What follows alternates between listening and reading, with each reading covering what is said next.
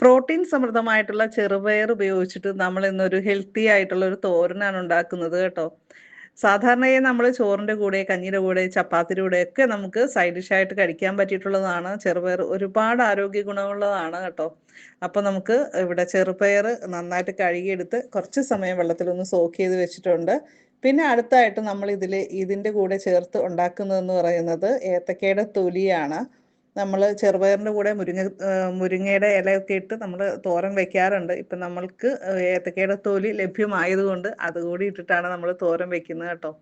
ഞാൻ കുറച്ച് കായ വറുത്തായിരുന്നു. അപ്പോൾ തൊലി ഞാൻ എപ്പോഴും വിചാരിക്കും ഇതേപോലെ ഉണ്ടാക്കണമെന്ന്. അങ്ങനെ ഇന്നിപ്പോൾ ഉണ്ടാക്കാമെന്ന് വെച്ച്. അപ്പോൾ നമ്മൾ ചെറുപയർ നമ്മളൊരു കുക്കറിലേക്ക് ഇടുവാണ്. അതേപോലെ തന്നെ ഏത്തക്കയുടെ തൊലിയും ഇട്ട് കൊടുക്കുന്നുണ്ട്. ചെറുതായിട്ടാണ് അരിഞ്ഞിരിക്കുന്നത് കേട്ടോ. ഇതിലേക്ക് നമ്മൾ മഞ്ഞൾപ്പൊടി, കുറച്ച് വെള്ളം, അതേപോലെ തന്നെ ഉപ്പും കൂടി ചേർത്തിട്ടാണ് കുക്കറിൽ വേവിച്ചെടുക്കുന്നത് കേട്ടോ.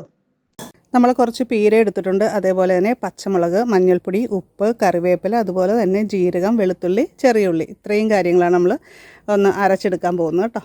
അപ്പോൾ പീര നമ്മളൊന്ന് ചതച്ചെടുത്തുകൊണ്ട് വന്ന് വെച്ചിട്ടുണ്ട്. ഒരുപാട് അരഞ്ഞു പോകേണ്ട ആവശ്യമില്ല. പിന്നെ നമ്മളൊരു ചീനച്ചട്ടിയിൽ വെളിച്ചെണ്ണ ചൂടാക്കി കടുക് പൊട്ടിക്കുക. കടുക് പൊട്ടിയതിന് ശേഷം കറിവേപ്പില, വറ്റൻമുളക്, അതുപോലെ തന്നെ ഉള്ളി ചതച്ചതുമാണ് നമ്മളിവിടെ ചേർക്കുന്നത്. ഇത് ചേർത്തിട്ടൊന്ന് മൂപ്പിച്ചെടുക്കുക.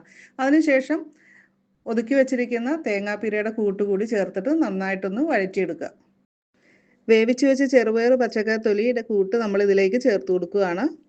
തീ കുറച്ച് ഒന്ന് അടച്ചു വെച്ച് 2 മിനിറ്റ് ഒന്ന് ആവിയിൽ കൂടി വേവിച്ചെടുക്കുക. അത് തേങ്ങയുടെ പച്ചമണമൊക്കെ നന്നായിട്ട് മാറാനും ആ ചേരുവകളെല്ലാം കൂടി നന്നായിട്ട് യോജിക്കാനും സഹായിക്കും. ഇതൊരു പരമ്പരാഗതമായ വിഭവമാണ് കേട്ടോ. ഓരോ വീട്ടിലും ചെറിയ ചെറിയ വ്യത്യാസങ്ങളൊക്കെ വരുത്തിയിട്ടായിരിക്കും ചിലപ്പോൾ ഉണ്ടാക്കുന്നത്. തീർച്ചയായിട്ടും നിങ്ങൾക്കും ഇത് പരീക്ഷിച്ച് നോക്കാവുന്നതാണ്, ഇതുവരെ ഇത് ട്രൈ ചെയ്തിട്ടില്ലെങ്കിൽ.